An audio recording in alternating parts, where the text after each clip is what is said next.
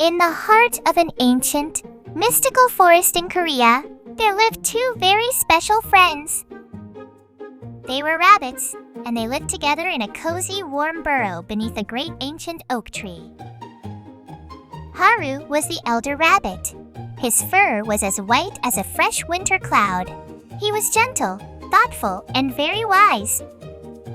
His best friend was Duri. Duri had soft, warm brown fur and was always quick to laugh and jump.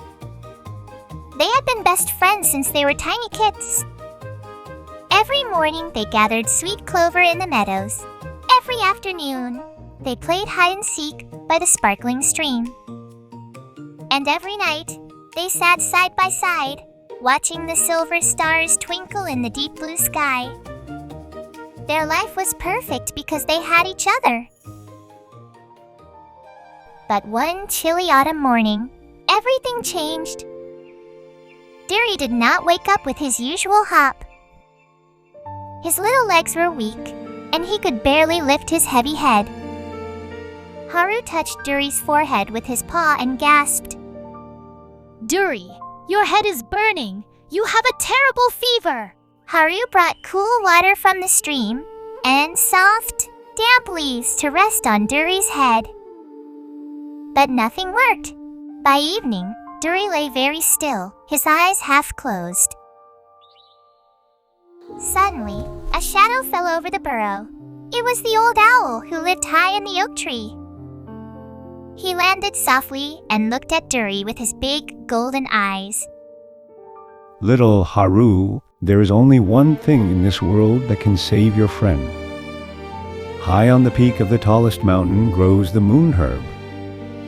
It is a silver plant that blooms only under the light of the full moon. Its leaves can cure any illness. Tell me where to find it. I will go right now. Be warned, Haru, the journey is dangerous. You must cross the forest of thorns and the raging river. The owl drew a map in the dirt with his talon, showing the path through dark forests, across a raging river, and up the steep mountain. The full moon rises tonight. The owl warned. You must reach the peak before dawn, or the herb will wither and disappear. Haru didn't wait. He nuzzled Duri's ear one last time. Hold on, Duri. I will return with the medicine. I promise. Haru ran into the twilight. His heart was pounding, but his mind was focused on his friend. Soon, he reached the forest of thorns. The branches were like sharp claws, tearing at his beautiful white fur. Every step hurt, but Haru pushed through. He whispered, "For Duri! I must do this for Duri!" Next came the raging river.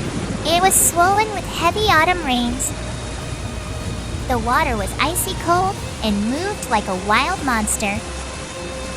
Haru was a small rabbit, and he had never been a strong swimmer. But he looked at the moon and jumped into the freezing water. The current swept him downstream. He was smashed against hard rocks. His lungs burned, and his muscles grew tired, but he fought with all his strength until his paws finally touched the muddy shore on the other side. He collapsed, gasping for air, shivering from the cold. But he had no time to rest. The mountain loomed above him, its peak hidden in the dark clouds. Haru began to climb. The slope was steep, and the rocks were loose. Several times, he slipped and almost fell into the darkness below.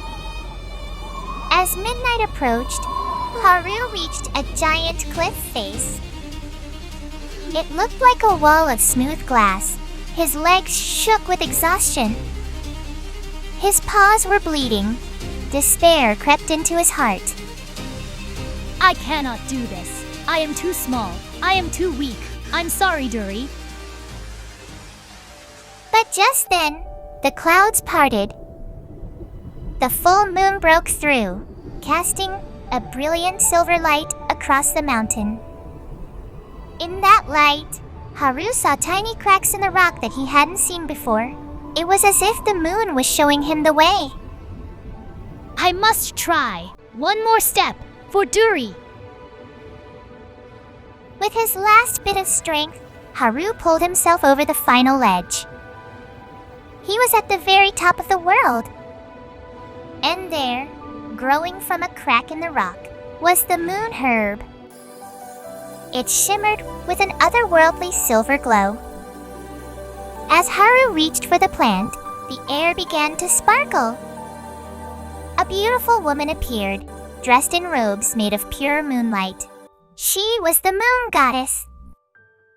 Little rabbit, many have come here seeking this herb for gold or power. I turned them all away. But you came to save a friend. Your courage and selfless love have moved my heart. She knelt and picked the moon herb, placing it gently in Haru's paws. This will heal Duri, but Haru, I have a gift for you both. The bond between you is rare. Would you both like to live in my palace on the moon? There, you will never be sick, and you will never be apart. You will help me make medicine for all the world. Haru looked at the herb, then at the moon. I must ask Duri first. Whatever we do, we must choose it together. The goddess smiled. She touched Haru's forehead, and in a flash of light, Haru were back in the burrow. Duri was still pale and weak. Haru quickly fed him the silver leaves. Instantly, the fever vanished. Duri's eyes snapped open, bright and clear.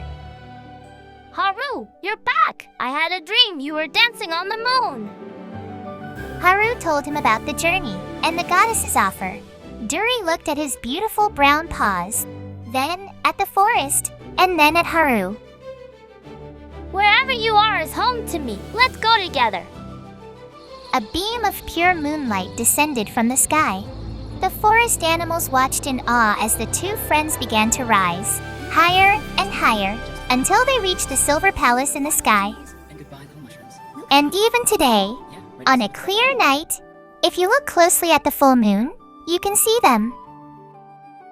Two best friends, side by side, grinding herbs and making rice cakes, reminding us all that true friendship is the greatest magic of all.